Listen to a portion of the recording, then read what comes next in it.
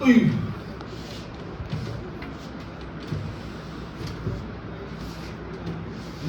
में चोट है, उंगली में चोट है, उंगली में चोट है। क्या हुआ? हाँ लड़ गई थी अभी। अभी? हाँ 15 दिन में बहुत दर्द है, बहुत दर्द है उंगली में। खींचोगे तो आ जाएगी, बहुत हाथ भी आ जाएगी। उंगली मत खींचो, आराम आएगा, आराम आएगा।